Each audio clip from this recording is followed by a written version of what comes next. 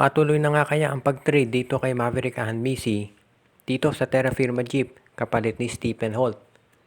Ever since lumalipat si Maverick Misi sa Ginebra, mataas yung expectation sa kanya.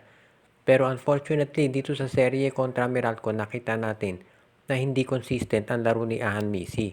Hindi naman playing time ang problema dito dahil napansin nga ng karamihan kadalasan kapag endgame siya talaga ang ginagamit at pinupuntahan ni Coach Tim Cone. Pero hindi siya consistently nakapag-deliver. Merong mga games talaga na maganda laro ni Maverick pero merong mga games talaga na hindi naman siya nakapag-produce ng mga puntos at mga plays na kinakailangan ng Barangay Ginebra. Kaya ngayon ang tinitignan ng Ginebra yung posibilidad na i-trade na itong si Maverick Misi dito sa Terra Firma kapalit ni Stephen Holt. Si Stephen Holt nakita natin kung gaano siya kahusay maglaro dito sa Terra Firma kontra dito sa San Miguel do sa kanilang serye. At marami nagsasabi na medyo nasasayang si Holt kung dito siya maglalaro sa Terra Firma dahil malabo ang chance nito na magkampiyon. Alam natin hindi na rin bata itong si Stephen Holt. So maganda kung habang nandito pa siya sa peak ng kanyang karera ay lumipat na siya sa isang championship contender katulad ng Barangay Ginebra. At iyan ngayon ang tinitignan mabuti ng Barangay Ginebra kung magagawa nila. Straight up naman, masasabi natin na patas ang trade na to. Kahit mawala si Stephen Holt dito sa Terra Firma, mahusay naman agad ditong si Maverick Misi at magiging magandang complement sila nitong si Wami Tiongson. Kaya sa tingin ko, sa mga trade options ng Terra Firma, maganda itong kay Maverick Misi dahil hindi naman natin masasabi na one-sided o malulugi sila dahil malamang mag-fit sa sistema ni Coach Jana Del Cardel itong si Maverick Misi at baka na lumakas din, of course, ang Barangay Ginebra kapag nakuha nila si Stephen Holt. Ang balita natin ngayon, mukhang itong San Miguel Beer ay tinitignan yung posibilidad na makuha itong si Poy Eram mula dito sa TNT Tropang Giga. Alam natin na itong si Poy Eram ay matagal na napapabalita na matitrade pero baka daw hindi matuloy dahil ito nga si Brandon Rosser nagkaroon ng injury. Pero mukhang maglalabas ng trade proposal ng SMB dito sa TNT na baka kung sakali ay tignan natin kung papayag ang katropa. So ang mangyayari dito, ite-trade ng Northport yung kanilang first round draft pick dito sa TNT. Ang San Miguel naman makukuha ito si Poy Eram. Ang Northport Batang Pier naman, merong makukuha ng mga players sa San Miguel. Hindi pa natin natitiyak kung sino yan. Pero malamang itong si Vic Manuel at saka baka si Jeron Teng ay isama na rin nila. Itong si Poy Eram kasi dahil meron siyang injury, actually hindi pa nakaka-fully recover itong si Eram. Pero kapag naka-recover na yan, magagamit ng San Miguel yan bilang backup center o kaya ay stretch 4 just in case hindi nila makuha si Troy Rosario. O di kaya naman pwede si Rosario at si Eram ang kunin nila pareho. Samantala naman ang TNT kapag nakuha yung first round draft pick ng Northport, makakakuha sila dyan ng big man na walang injury. Dahil sa kasalukuyan, parehong may injury itong si Eram at si Brandon Rosser. Yan nga ang dahilan kung ba't sila nahihirapan. Kung makuha nila yung first round draft pick nitong Northport, magagamit nila yan. Ito kasing first round draft pick ng Blackwater, mukhang pinag-iinteresan ng Meralco. At syempre, dahil nanalo ng championship ang Meralco, syempre, medyo yan ang ipaprioritize ngayon ng MVP group. So sa panig naman ng Northport, mga players ng San Miguel ang makukuha nila. So tignan natin kung matutuloy ang ganitong klaseng transaction kung saan makakakuha na ng big man ng SMB. Hanggang kailan kaya mananatili sa pwesto itong coach ng Converge? Iyan ngayon ang tanong ng karamihan. Dahil baka daw may posibilidad na kumuha ng panibago itong Fiberxers. Marami magsasabi na hindi naman kasalanan ni Coach Aldin Ayo yung masamang performance nila nung nakaraang conference o nakaraang season dahil nag-tank naman talaga Converge para makuha itong si Justin Baltasar. Pero sa ngayon, ang Converge ay magsisimula na ulit. Fresh start kumbaga.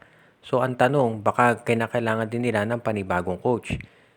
Sa tingin ng mga insiders ngayon, itong si Aldin Ayo ay hindi kaagad-agad napapalitan yan. Siyempre, bibigyan siya ng tsansa dahil ngayon mas malakas yung kanyang kupunan. Bukod dito kay Justin Baltasar, meron pa silang ibang kukuning player. Mukhang itong si Jerome Lastimosa, yan ang tinatarget ngayon ng Fiberxers na maidagdag sa kanilang lineup. Pang-complement kay Alex Stockton at kay Shawnee Winston, or kung sino man ang kukunin nila in case matrade nga itong si Winston o kaya si Gio Ambohot.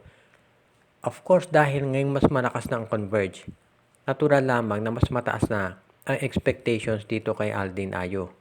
Bukod dito sa pagpasok sa playoffs, syempre merong mga target ang Converge. For example, quarterfinals o semifinals o finals o championship. Depende yan doon sa magiging performance nila. Dahil mas maganda na line-up ng Converge sa darating na season, ina-expect ng management na mas magiging maganda na rin ang performance ni Coach Aldin Ayo. Kaya asahan natin na gagawa sila ng paraan para mapaganda yan. Ngayon, kung mag-deliver si Aldin Ayo, asahan natin na magtatagal siya sa pwesto.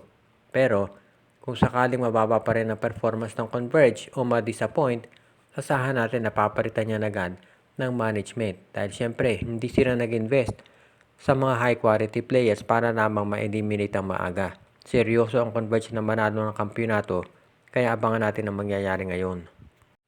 Ilang conference pa kaya ang ibibigay dito kay Magnolia coach Chito Victorero bago siya mapalitan? Ito ang kadalasan tanong ng mga fans ng Magnolia na hindi na talaga natutuwa sa nagiging performance ni Victorero. Well, masasabi natin na ang lahat na ito ay magdedepende kung ano ang magiging resulta ng mga transactions nitong Magnolia Chicken Templados.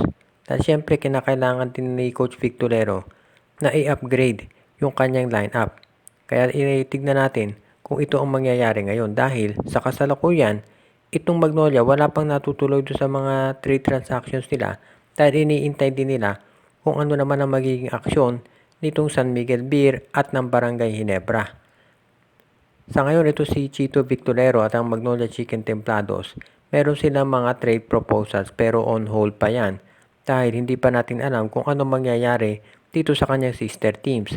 Kasi hindi naman pwede na gagalaw lamang itong Magnolia nang hindi kinoconsider yung manggagawa o yung gagawin ng Ginebra at ng San Miguel. Ganun talaga yan, unfortunately, dahil sister teams nga sila. Siyempre, kailangan i-coordinate yung pangangailangan ng tatlo.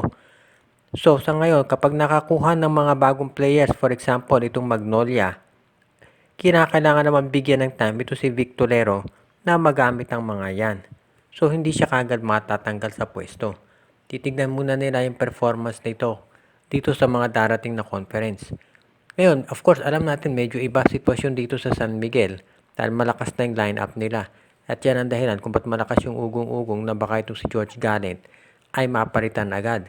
Kaya sa panig naman ng Magnolia, sa tingin ko, mananatili pa dyan itong si Coach Chito Victorero at bibigyan pa ng isang pagkakataon ngayong darating na season. Shoutout kay Joseph Pineda, Donel Santiago, Joshua Giray, Espejo at Rosales family, RG Bueno at Dalina family. Binabati din natin si Romeo Conchada, Katsakino Dukusin, si Jonald Malyari, si Judy Edwina Shaina, Carl Jaira at Jonah Villarosa, si Ronald Berbosidad, Rico Olarte, Eduardo Monsales, John Ray Marquesuela, si Edwin Carmona Jr., Ireneo Salangsang, Roman de la Cruz Agustin, si Jonela Lagon at Celino Valles family, OG Len Gio at Gia Santillana at Tagle family, si Michael D. Pinabati din natin, si Anthony Alon family, Junjun, Angie, Patpat at B-Boy Matas, pati na rin si Donel Santiago, Jason Mendoza, Enju, OG Len Gio at Gia Santillana at Tagle family at ang iba nating taga-subaybay.